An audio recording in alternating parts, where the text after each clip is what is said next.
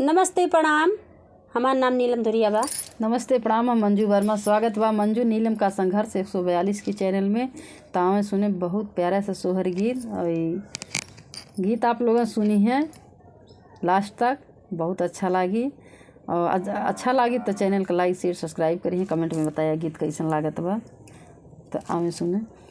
सांवर बराना कै कन्हैया हो तिलक बाल सोहै हो तिलक बाल सोहै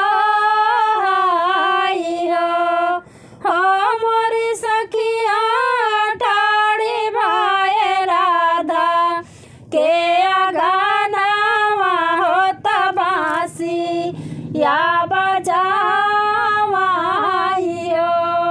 हो मोरी सखिया ठाड़ी भाई राधा के अगनवा हो तबासी या बजावाइयो मचिया ही बाई ठिरानिया सोदा हो राधा जिया राजा कार राधा जिया राजा कार हो मोरी मैया रोकिले तुआपा नैला नवा हो अगनवा नाही आवाई हो मोरी मैया रोकिले तुआपा नैला नवा हो अगनवा नाही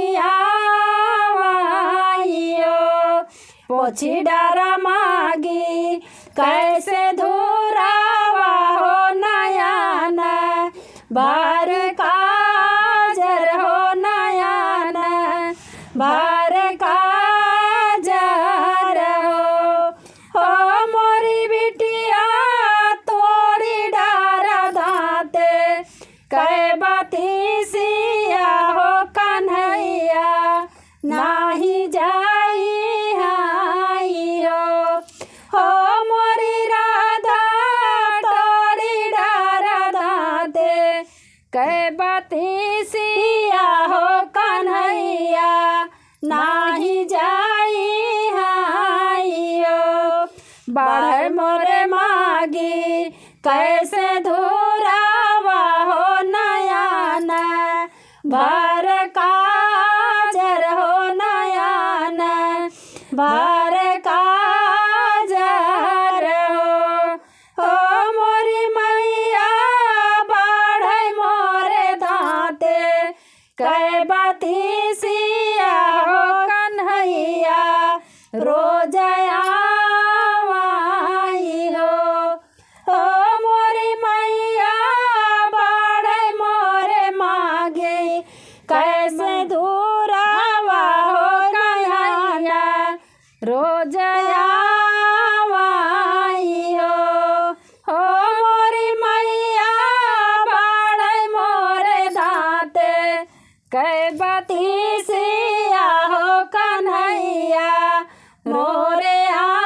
आवाई हो जहाँ जहाँ जई है हमारे स्वामी हो वहाँ का हम जाबै हो वहाँ का हम जाबै हो मोरी मैया बन के दरस कै भागी हो दरस हम पाई हो मोरी मैया बन के दरस कै भागी हो दरस हम पाई